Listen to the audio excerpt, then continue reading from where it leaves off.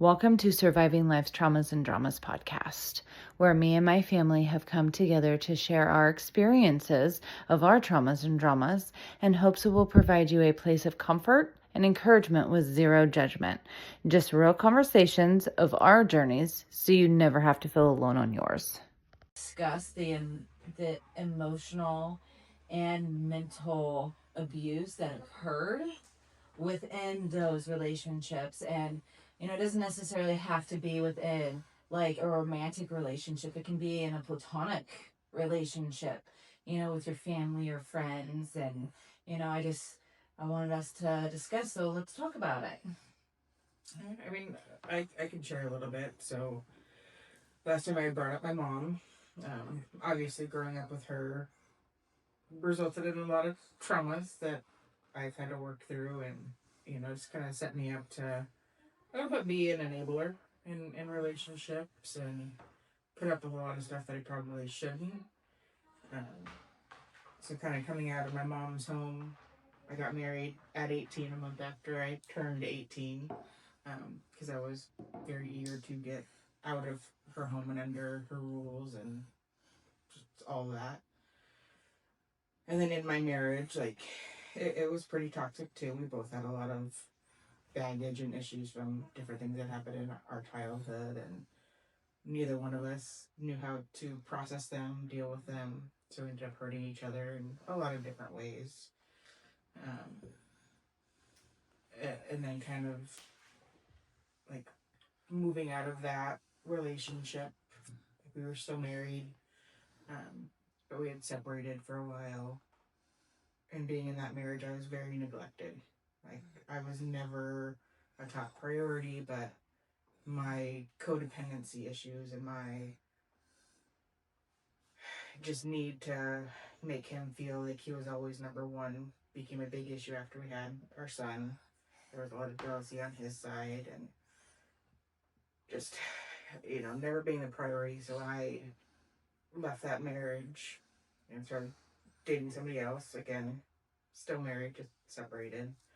Um, I went into a relationship with somebody that was the opposite, if you will. I was always his top priority, and he was all about doing the family stuff and making me feel loved and appreciated and this and that. But at the same time, like, I couldn't see it at the time because he was filling all the buckets that had been neglected for such a long time in me, and it was just as toxic. It just took me longer to see it, um, because he used that to manipulate me too. And it's just, having kind of started with my mom and always being there to like take care of her, and like, I don't even know, like it's something I'm still working on to figure out because there's a lot there. Um, but yeah, I mean, starting from a young age, I was almost feels like groomed to be an enabler and codependent, and that's it's hard because I don't want a toxic relationship. Obviously, I don't want to be toxic, but it's kind of what I always saw. Yeah. So Yeah. it's hard. Well, and Reprogram things. we had similar experiences, with me though, it was, you know, no offense, and I love you I love you a lot, Mom, but it was getting away from my mom, getting away from the control, getting away from the religious bullshit, and getting away from the drama that was within that. And, you know, I thought that if I got married, that would make her stop being controlling. That would make her stop pushing me to do things, or pushing me to, you know, think the way that she thought. But really, I was just going into the arms of somebody that was a different kind of controlling, a different kind of manipulation, with mental and emotional, you know. abuse, and it didn't dawn on me for a long time. Like, it was a slow progression um for me, because I didn't identify it. Like, I didn't like that. Let me just say, mental and emotional abuse is so hard to identify. Yeah, it is. Like, and you don't realize right away that that's what's happening, and there was a lot of circumstances that took place to where, we ended up moving to another state and being away from the family, to try to protect what we had. But the more that I have processed it, and went through the emotions of it, it was more of a, um, I think, more of a manipulation tactic. Yeah. Because even when we came back, it was not okay to be reconnected with my cousin and my mom. It was not okay to be reconnected with some aspects of the family. And I understood that to a certain degree because of what we went through, especially with my oldest son. Mm-hmm. But at the same time, too, with the manipulation, with the emotional and mental abuse that came along with that, I thought, because of how our life was, that I was the one that was going crazy. Mm-hmm. Things were not my fault, but my fault. Yeah. I had to, and don't get me wrong, I apologized a lot before I got married to my ex, but I have apologized like 100 times more now, because I never wanted to upset. I never wanted to get into an argument. I never wanted for this individual to feel like they didn't matter, even though I know and felt like I didn't matter to them. Yeah. Like Dee said, I felt like I was always on the back burner. I was never priority, ever. And that was really hard, because when you give your heart and soul to somebody, your blood, sweat, and tears, and to know that they don't feel the same, but not only do they not feel the same, but they are also being manipulative. Mm-hmm. They're also, controlling you with emotion, and doing a mind fuckery, if that makes sense. And it's just, when you feel that way, you don't feel good. You don't feel like you matter. You feel like you're alone, because that is how they are making you feel. Yeah. Like, you are alone. You are the one that's going crazy. I'm not going crazy. Yeah. You got that wrong. That's not what I said. Yeah. That's not how I said that. Are you sure? Are you sure that's not just you thinking that in your head? Mm-hmm. And so that's where mine has come in. And that's where I have, and still learning, but have to learn to kind of regulate that mindfuckery, right? And be like, okay, is this really me? Or is it that person that's making me feel like it's me, but really it's them? Mm-hmm. I understand where you're coming from with that, because looking back with your story and how you're describing it is exactly how I was raised. And so that familiar thing that I talked about the last time, that's what I was used to, and so that's what I did. With you, because of what happened in the past, mm-hmm. I had to make sure you were okay. Yeah. I had to protect you. I look back, like, you leaving was the worst thing and the best thing that happened to me, because it helped me to look back on everything and see where, and I'm like, gosh, the control. I'm like, man, mm-hmm. Wow. But it helped me take a look at myself. It took me to the end of myself. To where I had to really, honestly, I had to talk to God and have a serious talk, because I knew the God of what my dad taught me, the hellfire and brimstone, I'm gonna get you. I didn't know a God of love. And I had no hope, because you were gone, and my grandson was gone, and I honestly, because I see, even though I didn't know to the degree of what you were going through, I seen the bad person that you were married to, that Dad and I both seen it, and so we knew we were threatened, and we knew that that's why I had the breakdown, because I honestly didn't know if you guys were dead or alive. Yeah. I had no clue. But it took me to where I'm like, you know, God, if you're real, I'll trust you. If you can't lie, I will trust you. I have no identification to where I have that. I never seen it. I never seen a God of love or anything. And so I had to trust hope against hope. It took a long time, but it came through, but it also helped me to see God for myself and not for what every pastor or whoever said he was. I got to know him for me, and because I absolutely hate to be lied to. I hate it. And it's like, okay, if you can't lie, I'll trust you, but this is your chance to prove to me that you can't lie to me. And he didn't. But I see the familiar, I see how my dad was and how I was with you, and it's like, that's not who I want to be. And how can I be the opposite of the familiar, of what I'm used to, of the control but it took me like realizing emotional abuse that I'd gone through and mental abuse, and I had to look up what those meant. I'm like, what? And then I looked them both up, and I'm like, oh my God, been dealing with them both for all my life. And it's like, wow, I just, you never know, because it's so subtle. Yeah. And people don't realize when they go into that, because manipulators and controllers and narcissists, they're really good at what they do. They are really good at what they do.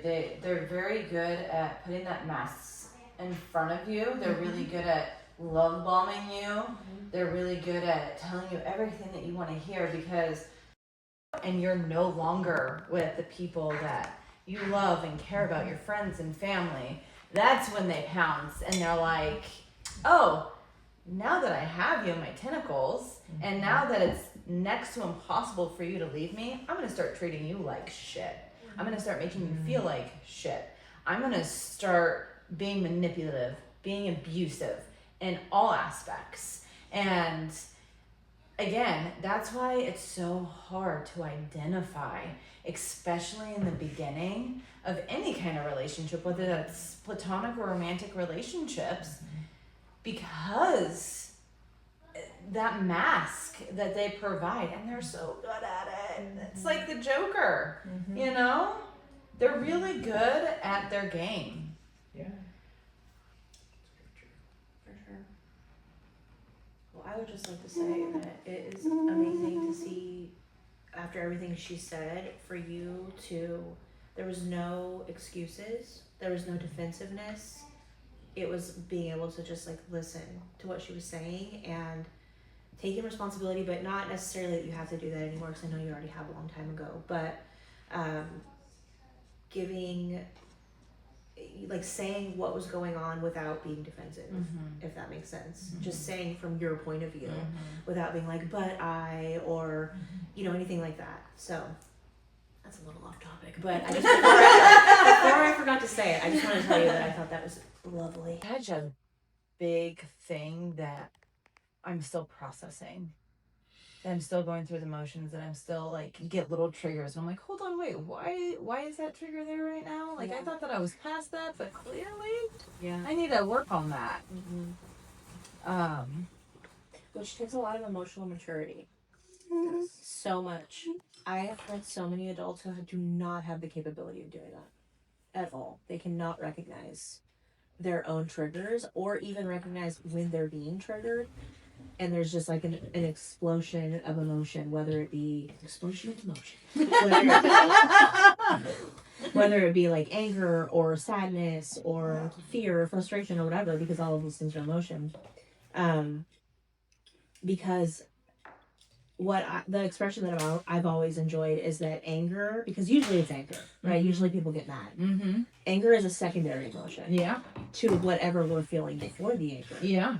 So I think that it's amazing when fully grown people can like recognize that even if we don't fully recognize our triggers, recognize that we're being triggered by something and then have the ability to stop and say like, okay, why am I feeling this way? There's something more behind that. Because it's not just that the little old granny at the grocery store is too slow. Yeah, well, maybe it is a little. But usually there's something deeper that's frustrating us. Yeah. Space where I was constantly being triggered and constantly having those doubts about myself, my worth, feeling like I was going crazy, not feeling like I was being loved in any capacity, but just doing the best I could to survive, doing the best that I could to continue to push through for my kids. It's a lot when you're under that kind of mind games, right? Yeah. And emotional manipulation. So Yeah, I mean, that's deep. I mean, for me, I try not to cry. I don't think I really know what love is supposed to look like. Like even with my mom, you know, single mom. I think she did the best she knew how to do too, because she had a really bad childhood with her parents. But again, like our relationship was very toxic. And then, you know, getting married young, we didn't know how to love each other. And I don't know. I question myself sometimes, like my relationship with my kids. Like, am I loving them right? Like, because I know I still have a lot of stuff that I'm working through.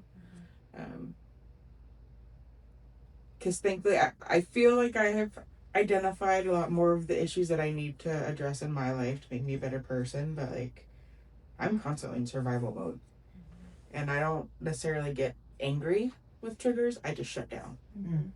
Like I feel nothing. Like we joked, I just turn into a vampire and turn off my emotions. Right. Because I can't feel it.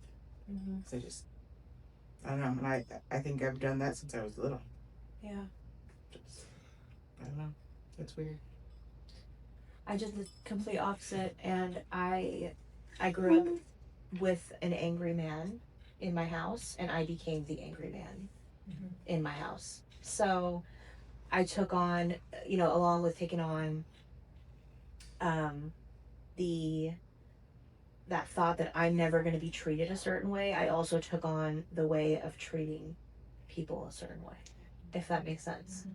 And so it's just it's so crazy how we all, you know, based on nature and nurture and our personalities and all of these different things, how we just learn to cope in different ways. And we learn to, from childhood, like it starts all the way back to when we're just a wee little tot, and we probably don't even have memories of it, but it starts to form us how we're going to be and how we're going to respond and what we're going to put up with and what we're not going to put up with. That's crazy. Well, an abuse that we go through, and maybe something that's said like, you're eating too much, or really? Yeah. You're gonna do that? Yeah. The facial expressions are for me, are emotional abuse, have been emotional abuse. The tone of voice, maybe not what they say, but how they're saying it, the put downs, it becomes to where it takes up residency, at least with me, in my mind, to where it's like, okay, so I'm not pretty enough, I'm not smart enough, I'm not skinny enough, and so I have to, and that's my granddaughter the other day was, you know, Grandma, you're beautiful and you don't need makeup, and yeah, I do, because I need to feel pretty. Because there's no, I told the other day, because my hair was done and it wasn't messed up, but it wasn't done how I asked. And then my husband was, you know, he didn't like it either. And so we were talking, because I wanted to cut my hair shorter, and he likes it long, and it's fine. Most guys do. Huh? So most guys like it longer. Yeah. But I'm like, well, then you need to let me know that I look pretty. Yeah. That you like how I look. I need compliments about it, because right now in my mind, how over the years, how I've been, how the facial expressions and the tones of the voice and everything let me know that I am not good enough. Yeah. That I'm not skinny. That I don't wear the right clothes. Mm-hmm.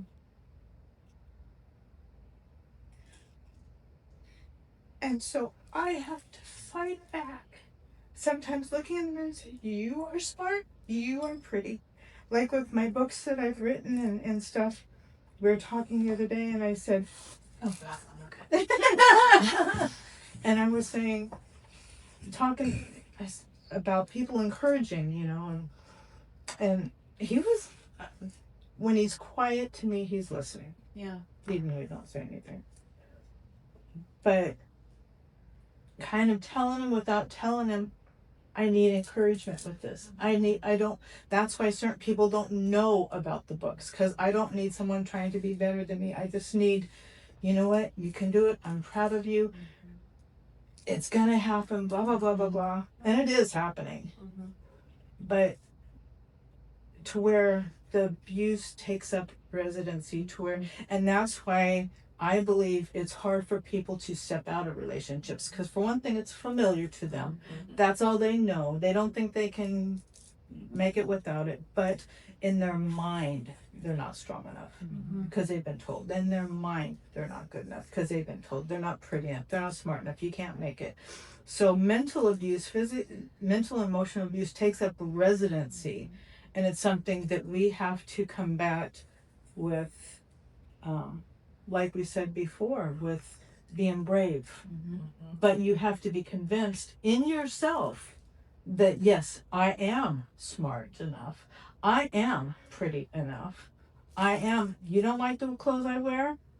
Don't know what to tell you. With me, it's a little bit different story. You want your husband to like what you wear. But maybe if you wear what you want and you are confident in it, maybe And he would like that. Yep. There you go. That's true. Yeah. That's why I'm wearing what I'm wearing. So I'm like, well, You look amazing. oh, thanks. Yeah. But certain things takes up residency and become strongholds, and the longer they're there, the harder it is to, because you have to speak to yourself. Mhm. That's what I've had to do. I have to speak. When you hear yourself and when you're confident, the more you talk to yourself, the more I've talked to myself. And honestly, the more I've said, you know what, God don't create junk. Mm-hmm. I'm made in his image, and he's not junk, so I'm not junk. And you know what I had to realize, it's hard to get past the emotional and mental abuse, because we have to realize, like you just have to, You have to retrain your brain that's it. to not listen to the negative talk in your head that you didn't put there, but somebody else put there that was unnecessary, There right? you go. Yeah. Yeah. And it is incredibly difficult to retrain your brain. But if you have the right people in your life to help you with that, saying, you know, to hell with what they said. You are beautiful. You are smart. You are. The labels that we get as kids, and they can just stick with us. Yeah. And then get worse over time, depending on who we allow in our life to speak into our life. Yep. Well, and a lot of times, like when someone compliments me or something, and I'll combat it with something funny, because I'm like, oh, are they real? Are they just making fun of me? Because I was so used to, and I've been so used to being the butt end of the joke, you know, and stuff. So, and I think about it, like, crud, I wonder if maybe they were sure, maybe I should have said thank you, or, you know, I feel bad that I did, but it's like, I'm so used to being the butt end that when I'm complimented, I don't come back with, I don't receive it. Mm-hmm. It's, are they being real? Are they just doing it to make fun of me? They don't really mean it. Go ahead. Here's where my bitch comes out. I am so sarcastic with people like that. like my smart assery comes out 100%. Like, oh, that's a terrible outfit you wear today. Oh, okay, thanks for choosing it for me. I appreciate it. Has somebody actually said that to you? I Or just mean, an expression? Because that's insane. well, you people are crazy. Some people are just mean. Yeah. They're just mean. Yeah. They're the true bitches. That's what I'm saying, right there. That's crazy. I've been told some really hurtful things, and you know, it goes back to people are just mean. Imagine how much they must have to hate themselves. Yes. To do that to someone else. Yes. Yeah. Yes. Yeah. Absolutely. And again, it goes back to hurt people hurt people. Yep. You know, and that's, I don't know if it's parts of the emotional or mental abuse that takes place because they're hurting you because they're also hurting, or because they grew up Because what you know. Learned of behavior. yes, because Yep. of learned behaviors, and so this is how they know to treat people. But it's still hurting somebody else, and we're still here talking about it, Yeah. right? I mean, the statistic is 1 in 4 women specifically experience some kind of domestic violence in their life. And that's just documented. There's millions of other people out there that aren't speaking Talking up, about Yeah. that aren't talking about it. Yeah. So, you know, whether it affects them, you know, if we go back to childhood, right? So a lot of these women, because we're just talking about women right now, a lot of these women are affected all the way back from their father abusing their mother, or their mother abusing their father. And then it, you know, it continues on, and then they mirror it or they don't, and they either get abused or they can become the abuser. And it just continues to multiply. And not an excuse to be No. a total asshole to someone. Right. But still, it's true that hurt people because they're also hurt. Very likely they've experienced. It's It's like been a wounded touched. animal. Exactly. Like if you approach a wounded animal, they're gonna. Yep. They're gonna bite you. Yep. But you know, in saying all that, hurt people, that is zero excuse Exactly. Yep. for anybody's behavior and being the abuser and being the person that is not breaking that cycle. Yep. That there's no excuse for that. Nope. As a grown adult, people should be able to start figuring out their stuff. Exactly. And I think that, you know, yeah, I'm just gonna leave it with that, because that's, people, honestly, they need to start figuring out their shit. Yep. Yeah. You know, I know that we know so many people in our lives that are in or have been in situations of abuse because hurt people hurt people. 40, and I'm just now realizing how broken I am, because it's hard to really like dive down to find the root of the issue. It's like for a long time, like I've always struggled with like stress and anxiety, and you know, battling depression and all that kind of stuff, and I would usually link it back to like recent events, but I never really thought to like try and trace it back to like what those triggers and that kind of stuff was. And then like to kind of trace it back to, you know, even like really, really young, knowing that it happened like when I was super little. Then it was just like, oh dang. Yeah. Like, Yeah. this is way bigger than I thought it was. Yeah. But, you know, like I've seen pictures of myself when I was little, and I don't have memories of it.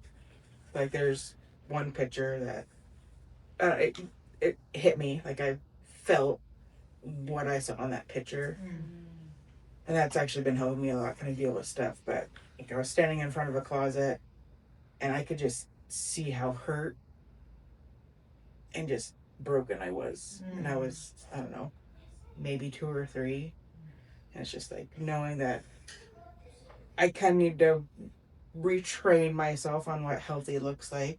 So, you know, trying to find the people to surround myself with so I can see what that looks like, because it's hard. Like if you've never grown up and really seen like a healthy relationship, and you yourself have never promoted healthy relationships, it's hard to know where to start. So That's kind of where I'm at. I'm not being, and it's where religion came in, you know, and I'm like, so this is okay. I'm not being ungodly by sticking up for myself, you know, and certain things just like, son of a gun. It's okay not to be, you know, anyway. So yeah. Well, because if you don't know healthy, Yeah. you know, I feel it. know. I feel it. you know, and I'm just, because it's just like I had no good healthy relationships to mirror. Sure. And No. also there's a generational thing as well. Mhm. Yeah, that comes into play where, Yeah. you know, maybe not more in your generation, but your dad's generation, where it's women were just submissive and And it was what I was familiar with. It's all I knew, so it's what I, you know, for sure. yeah. Yeah. So